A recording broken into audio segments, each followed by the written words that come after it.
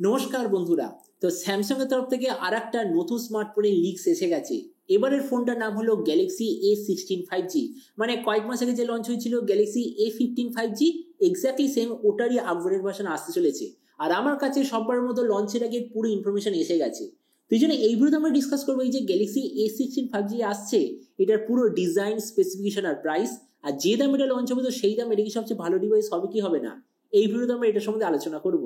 তো চলো শুরু করছি ভিডিওটা কোনো সময় নষ্ট না করে। আপনি যদি গ্যাজেটাল বাংলা চ্যানেল প্রথমবার আসেন আর এরকম বাংলা টেক ভিডিও ডেইলি দেখতে চান, তাহলে গ্যাজেটাল বাংলা চ্যানেল সাবস্ক্রাইব অবশ্যই করে নেবেন। তো প্রথমত আলোচনা করবে এই স্মার্টফোনটার ডিজাইন সম্বন্ধে। এবার দেখুন, স্যামসাং এর যে স্মার্টফোন তার যে ডিজাইন সেটা সববার এক্স্যাক্টলি সেমই থাকে, মানে ডিজাইনের দিক থেকে খুব একটা কিছু বলার নেই।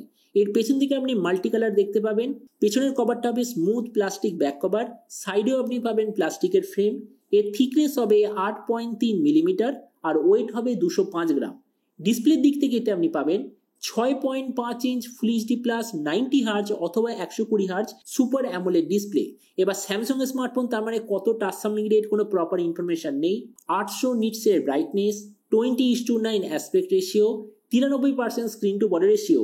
আর ডিসপ্লের যে প্রোটেকশন সেটা হলো গরিলা গ্লাস 5 এর ডিসপ্লে প্রোটেকশন। তার মানে সোজা কথা বলতে গেলে যে প্রাইস পয়েন্টে আসবে সেই হিসেবে ডিসপ্লেটা ঠিকঠাক আছে। প্রসেসরের দিক থেকে এতে আপনি পাবেন Dimensity 6300 5G প্রসেসর। ক্যামেরার দিক থেকে আছে 50, 8 আর 2 মেগাপিক্সেলের ট্রিপল রিয়ার ক্যামেরা, তার সঙ্গে 13 মেগাপিক্সেলের সেলফি।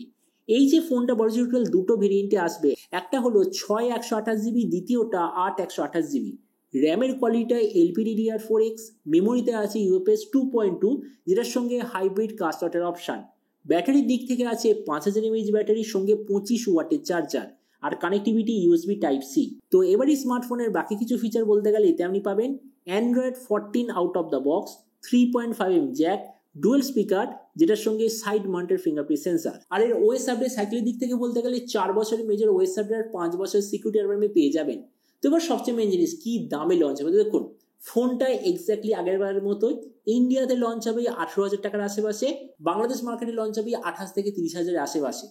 তো এবার সব ভিডিওর মধ্যে এখানে আমরা এই ফোনটার সঙ্গে কোনো কিছুর কম্পেয়ার করবো না, কেননা দেখুন, যদি 18,000 টাকায় আমরা যে কোনো ফোনের সঙ্গে কম্পেয়ার করি, সব কটা ফোনের স্পেসিফিকেশন এটার চেয়ে বেটার। তো এই জন্য আমরা একটু কম্পেয়ার করবো এটারই আগের জেনারেশনের সঙ্গে, মানে গ্যালাক্সি A15 এর সঙ্গে, কেননা এক্স্যাক্টলি সেম দামে লঞ্চ হবে।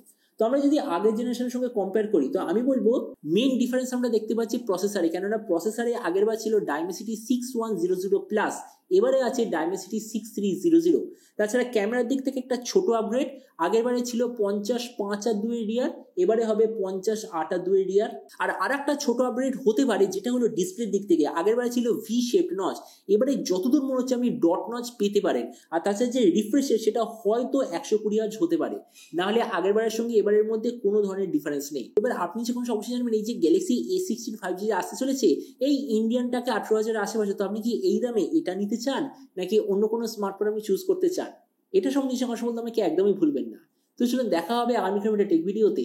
Till then stay tuned and always remember, think positive, be positive. Thank you.